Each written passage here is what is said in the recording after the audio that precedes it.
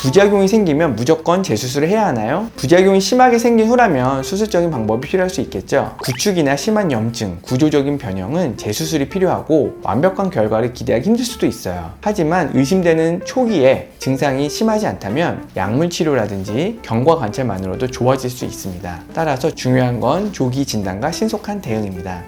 부작용이 의심되는데 병원을 방문하기 어려울 땐 어떻게 해야 하나요? 가장 좋은 방법은 수술한 병원을 연락 후 바로 내원하시는 거고요. 하지만 시간적으로 공간적으로 어렵다면 응급실 혹은 가까운 성형외과나 이비인후과 등을 방문하셔서 치료를 받으시는 걸 추천드립니다. 이것조차도 어려울 경우에는 수술 부위를 깨끗하게 유지하고 냉찜질을 통해서 붓기를 완화할 필요가 있습니다.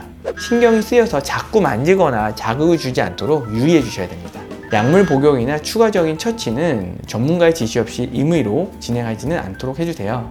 코 수술 후 구축 현상에 대한 대처 방법. 초기에 염증에 대해서 항생제 등의 치료가 필요할 수 있습니다. 피부 주변을 부드럽게 마사지하고 구축 방지제 사용 등으로 예방을 할 수도 있고요. 진행된 구축은 보형물을 제거하고 보형물 주변을 둘러싸고 있던 피막도 제거하고 재수술이 필요할 수 있어요. 코 수술 후 휘어짐 대처 방법. 경미한 휘어짐은 경과를 관찰하거나 테이핑 등을 통해서 어느 정도 교정이 가능하고요. 보형물이 눈에 띄게 휜 경우에는 보형물의 위치 교정이 필요합니다.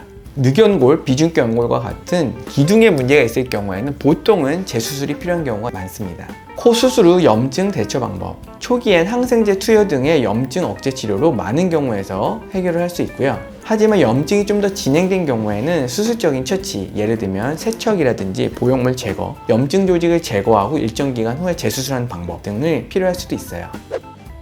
지금까지 코 성형의 부작용에 대해서 살펴봤는데요. 이런 부작용만 보면 상당히 무섭죠? 하지만 저희 바이브 성형외과에서는 항상 이런 부작용 생기지 않도록 주의하고 세심하게 안전하게 수술을 진행하고 있으니 너무 걱정하지 않으셔도 될 것 같습니다. 다음 시간에 또 뵐게요.